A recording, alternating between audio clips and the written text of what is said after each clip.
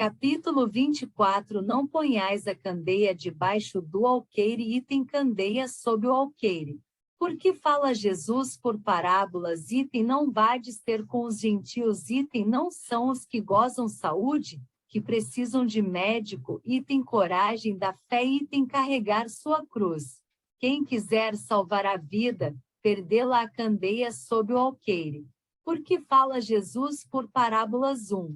Ninguém acende uma candeia para pô-la debaixo do alqueire. Põe-na, ao contrário, sobre o candeeiro, a fim de que ilumine a todos os que estão na casa. Mateus 5h15. 2.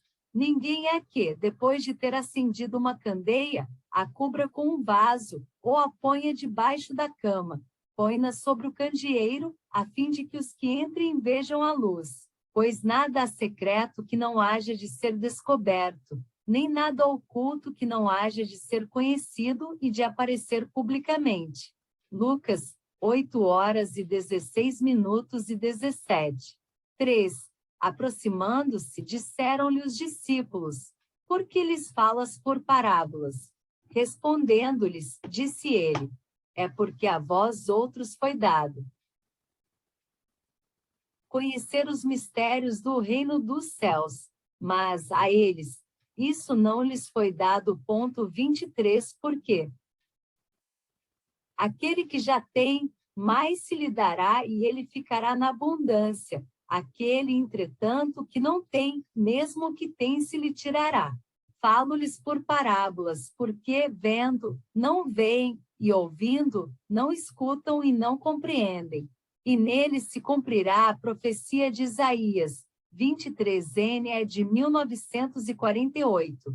No original francês, falta o versículo 12 que aqui repomos, que diz: ouvireis com os vossos ouvidos e não escutareis, olhareis com os vossos olhos e não vereis. Porque o coração deste povo se tornou pesado, e seus ouvidos se tornaram surdos, fecharam os olhos para que seus olhos não vejam e seus ouvidos não ouçam, para que seu coração não compreenda e para que, tendo-se convertido, eu não os cure. Mateus 13h10:15. 4. É de causar admiração, diga Jesus, que a luz não deve ser colocada debaixo do alqueire, quando ele próprio constantemente oculta o sentido de suas palavras sob o véu da alegoria, que nem todos podem compreender. Ele se explica, dizendo a seus apóstolos: falo-lhes por parábolas, porque não estão em condições de compreender certas coisas. Eles veem, olham, ouvem, mas não entendem. Fora, pois, inútil tudo dizer-lhes por enquanto. Digo, porém, a vós, porque dado vos foi compreender estes mistérios. Procedia, portanto, com o povo, como se faz com crianças cujas ideias ainda se não desenvolveram. Desse modo, indica o verdadeiro sentido da sentença. Não se deve pôr a candeia debaixo do alqueire, mas sobre o candeeiro, a fim de que todos os que entrem a possam ver. Tal sentença não significa que se deva revelar inconsideradamente todas as coisas. Todo ensinamento deve ser proporcionado à inteligência daquele a quem se queira instruir, porquanto há pessoas a quem uma luz por demais viva deslumbraria, sem as esclarecer. Dá-se com os homens, em geral, o que se dá em particular com os indivíduos. As gerações têm sua infância, sua juventude e sua maturidade. Cada coisa tem de vir na época própria. A semente lançada à terra, fora da estação, não germina, mas o que há prudência manda calar, momentaneamente, cedo ou tarde será descoberto. Por quê? Chegados a certo grau de desenvolvimento, os homens procuram por si mesmos a luz viva, pesa-lhes a obscuridade.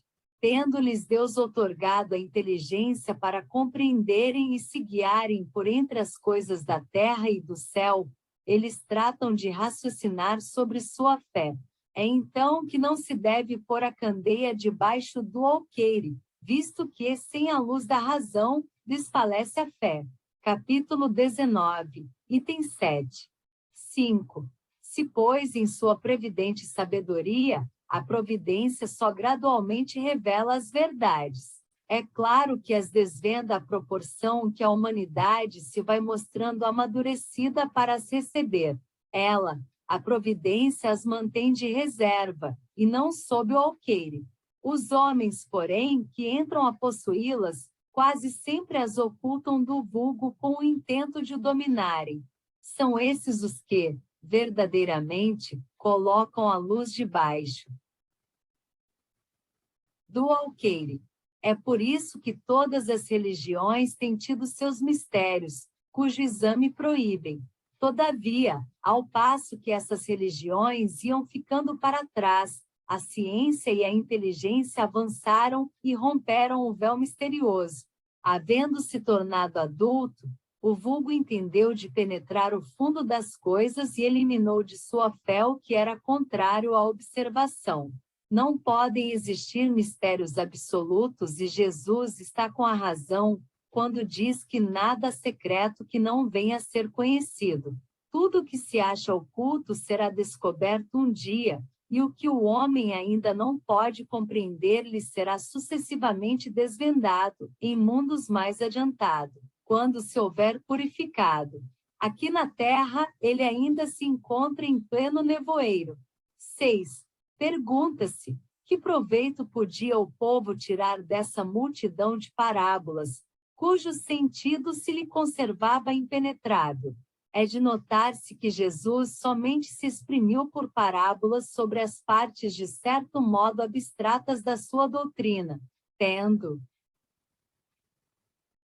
feito, porém, da caridade para com o próximo e da humildade condições básicas da salvação. Tudo o que disse a esse respeito é inteiramente claro, explícito e sem ambiguidade alguma. Assim devia ser, porque era a regra de conduta, regra que todos tinham de compreender para poderem observá-la.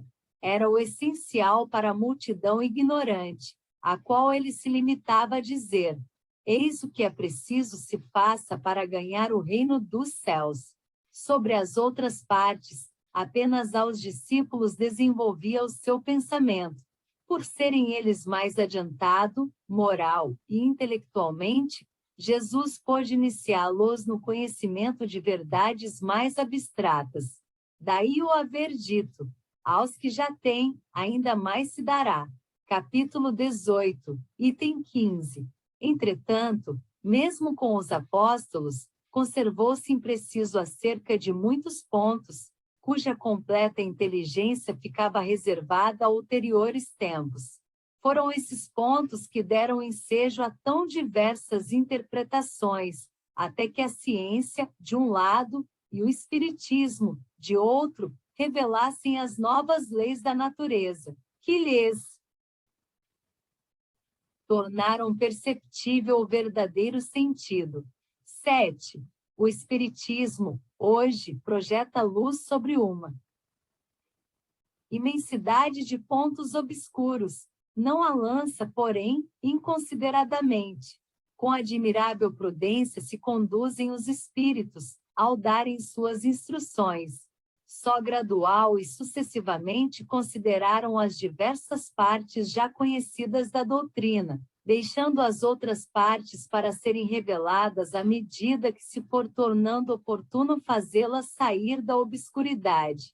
Se a houvessem apresentado completa desde o primeiro momento, somente a reduzido número de pessoas se teria ela mostrado acessível. Houvera mesmo assustado as que não se achassem preparadas para recebê-la, do que resultaria ficar prejudicada a sua propagação. Se, pois, os espíritos ainda não dizem tudo ostensivamente, não é porque haja na doutrina mistérios em que só alguns privilegiados possam penetrar, nem porque eles coloquem a lâmpada debaixo do alqueire, é porque cada coisa tem de vir no momento oportuno. Eles dão a cada ideia tempo para amadurecer e propagar-se, antes que apresentem outra, e aos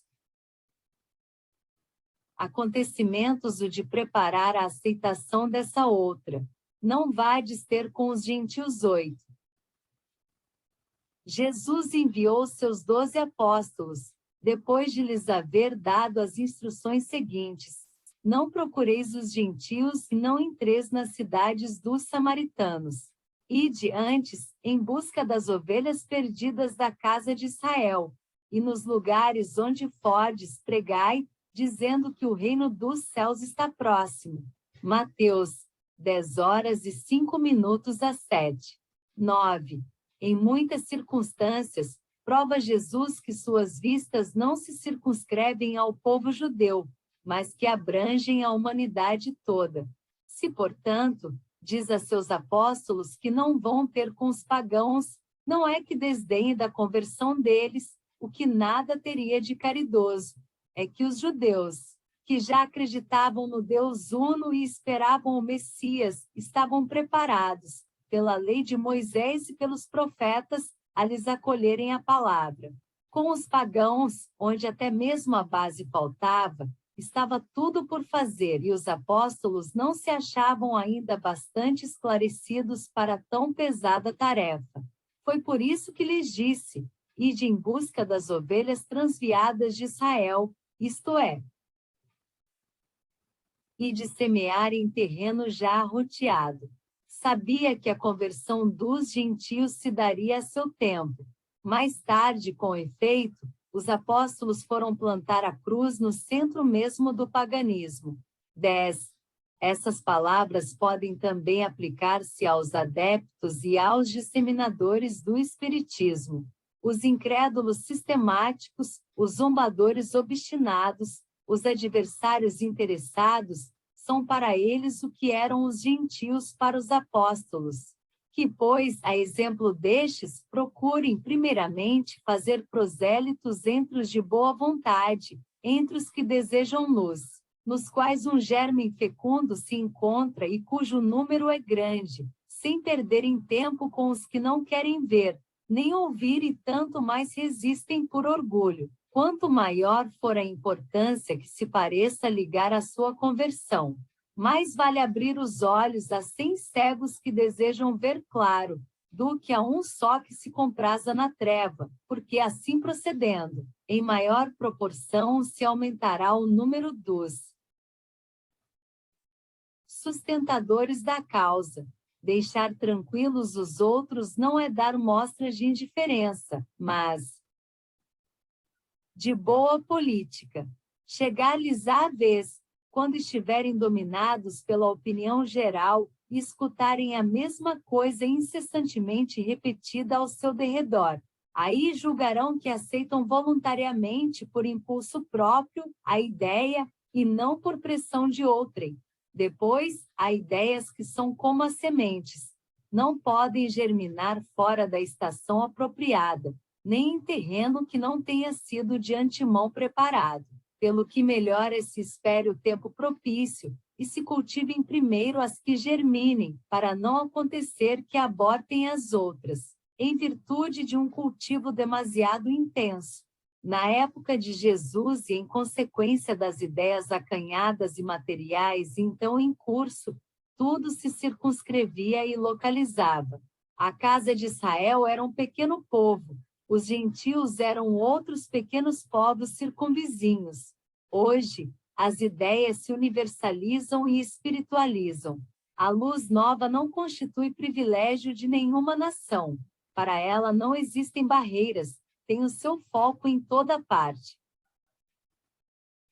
E todos os homens são irmãos. Mas também os gentios já não são um povo, são apenas uma opinião com que se topa em toda parte, e da qual a verdade triunfa pouco a pouco, como do paganismo triunfou o cristianismo. Já não são combatidos com armas de guerra, mas com a força da ideia. Não são os que gozam saúde que precisam de médico 11. Estando Jesus à mesa em casa desse homem, Mateus, vieram aí ter muitos publicanos e gente de má vida, que que se puseram à mesa com Jesus e seus discípulos. O que fez que os fariseus, notando, dissessem aos discípulos: como é que o vosso mestre come com publicanos e pessoas de má vida? Tendo-os ouvido, disse-lhes Jesus: não são os que gozam saúde que precisam de médico. Mateus 9h10 a 12. 12. Jesus se acercava, principalmente, dos pobres e dos deserdados, porque são os que mais necessitam de consolações, dos cegos dóceis e de boa fé, porque pedem se lhes dê a vista, e não dos orgulhosos que julgam possuir toda a luz e de nada precisar. Veja-se, introdução, artigo, publicanos. Portageiros. Essas palavras, como tantas outras, encontram no Espiritismo a aplicação que lhes cabe. Há quem se admire de que, por vezes, a mediunidade seja concedida a pessoas indignas, capazes de a usarem mal. Parece, dizem, que tão preciosa faculdade devera ser atributo exclusivo dos de maior merecimento. Digamos, antes de tudo, que a mediunidade é inerente a uma disposição orgânica, de que qualquer homem pode ser dotado, como da de ver, de ouvir, de falar. Ora, nenhuma há de que o homem, por efeito do seu livre-arbítrio, não possa abusar, e se Deus não houvesse concedido, por exemplo, a palavra senão aos incapazes de proferirem coisas más, maior seria o número dos mudos do que o dos que falam.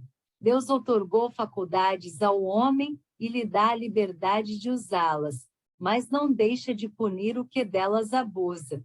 Se só aos mais dignos fosse concedida a faculdade de comunicar com os espíritos, quem ousaria pretendê-la?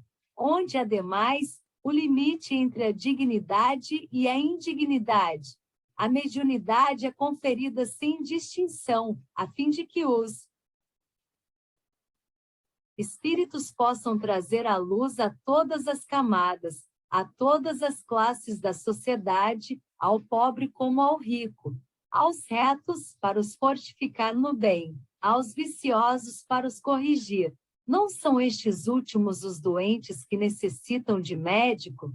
Porque Deus, que não quer a morte do pecador, o privaria do socorro que o pode arrancar ao lameiro. Os bons espíritos lhe vêm em auxílio e seus conselhos, dados diretamente, são de natureza a impressioná-lo de modo mais vivo do que se os recebesse indiretamente. Deus, em sua bondade, para lhe poupar o trabalho de ir buscá-la longe, nas mãos lhe coloca a luz.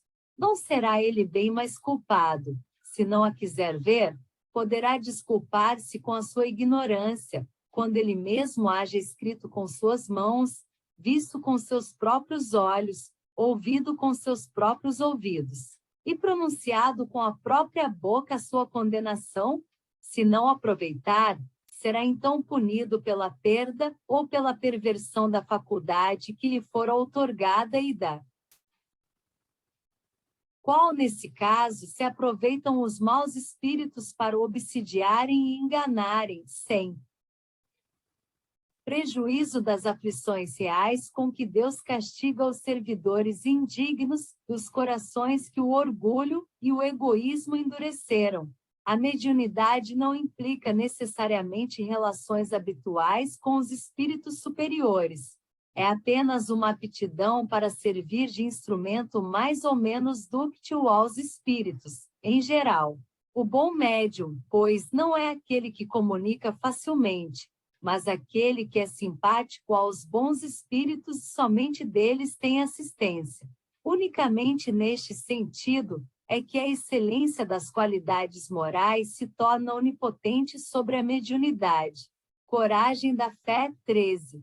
Aquele que me confessar e me reconhecer diante dos homens, eu também o reconhecerei e confessarei diante de meu Pai que está nos céus. E aquele que me renegar diante dos homens, também eu o renegarei diante de meu Pai que está nos céus. Mateus 10h32 e 33. 14. Se alguém se envergonhar de mim e das minhas palavras, o Filho do Homem também dele se envergonhará quando vier na sua glória e na de seu Pai e dos santos anjos. Lucas 9h26. 15. A coragem das opiniões próprias sempre foi tida em grande estima entre os homens, porque há mérito em afrontar os perigos, as perseguições, as contradições e até os simples sarcasmos, aos quais se expõe quase sempre aquele que não teme proclamar abertamente ideias que não são as de toda a gente. Aqui, como em tudo, o merecimento é proporcionado às circunstâncias e à importância do resultado. Há sempre fraqueza em recuar alguém diante das consequências que lhe acarreta a sua opinião e em renegá-la. Mas há casos em que isso constitui covardia tão grande quanto fugir no momento do combate. Jesus profliga essa covardia, do ponto de vista especial da sua doutrina, dizendo que, se alguém se envergonhar de suas palavras, desse também ele se envergonhará, que renegará aquele que o haja renegado, que reconhecerá, perante o Pai que está nos céus, aquele que o confessar diante dos homens. Por outras palavras, aqueles que se houverem arreceado de se confessarem discípulos da verdade, não são dignos de se ver admitidos no reino da verdade.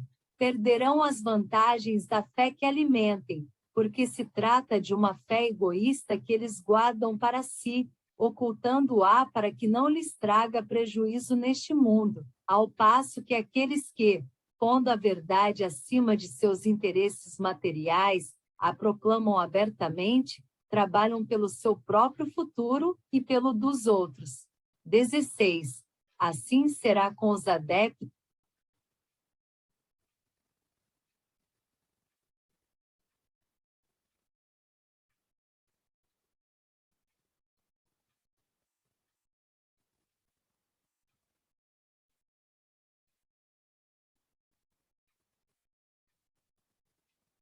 do Espiritismo, pois que a doutrina que professam mais não é do que o desenvolvimento e a aplicação da do Evangelho, também a eles se dirigem as palavras do Cristo.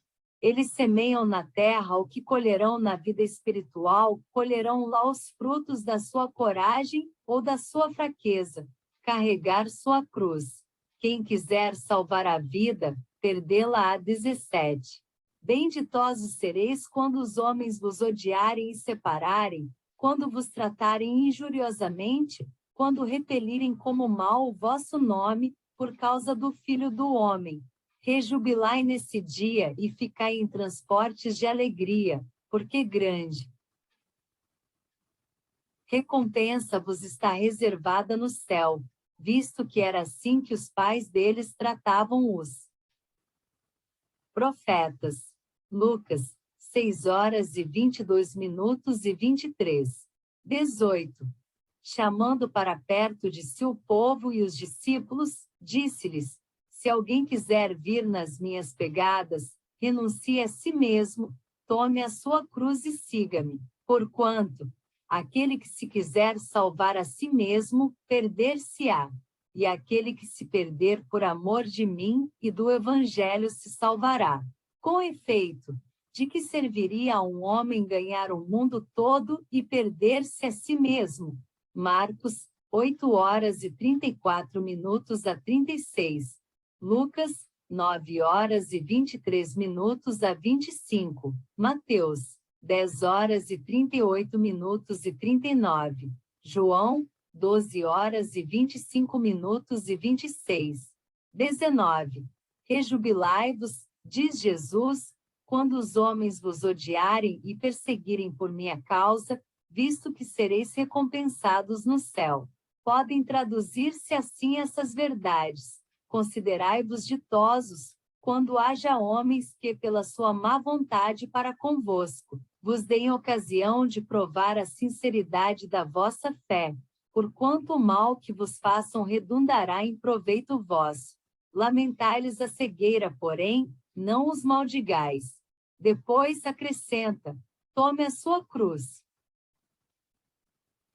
Aquele que me quiser seguir, isto é, suporte corajosamente as tribulações que sua fé lhe acarretar, dado que aquele que quiser salvar a vida e seus bens, renunciando a mim, perderá as vantagens do reino dos céus. Enquanto os que tudo houverem perdido neste mundo, mesmo a vida para que a verdade triunfe, receberão na vida futura o prêmio da coragem, da perseverança e da abnegação de que deram prova. Mas aos que sacrificam os bens celestes aos gozos terrestres, Deus dirá: já recebestes a vossa recompensa.